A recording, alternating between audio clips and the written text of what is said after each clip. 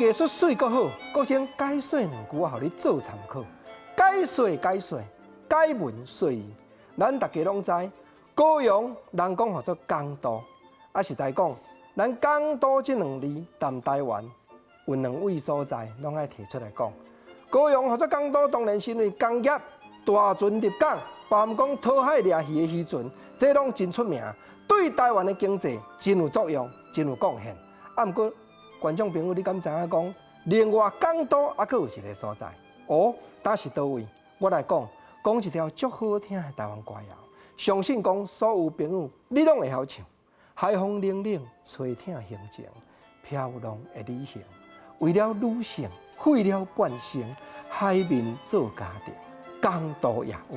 那这条港都夜舞，作曲家杨三郎，伊毋是伫高雄写的哦，伊伫倒位？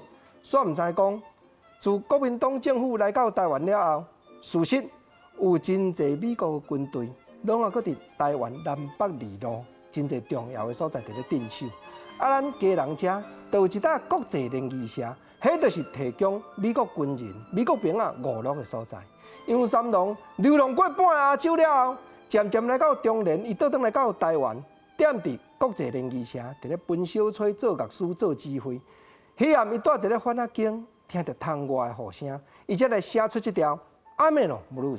伊讲雨水敢若亲像 blues 安尼款，伫咧跳舞共款。所以这条歌落尾，和乐团内底的乐手吕团主甲写词，写作《港都夜舞》。啊，照国情所在，写这条歌词，搁要去请教爆破梦的作曲家王云峰，甲伊斗扣过。这条《港都夜舞》才会流传到即阵。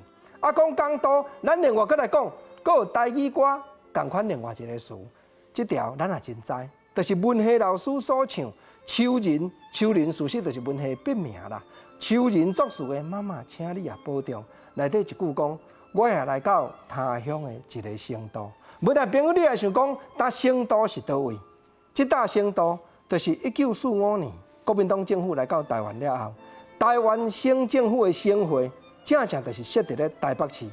迄当阵毋但干那讲台北市设省会尔呢，你注意甲看，台北市内底一间城隍庙，即马哦到即当阵哦，城隍庙嘛是写讲做台湾省城隍庙哦，所以成都咱来讲无别位，就是台北市较早台湾省的省会，毋则人称呼讲这叫做成都，就是台湾省的首都嘛。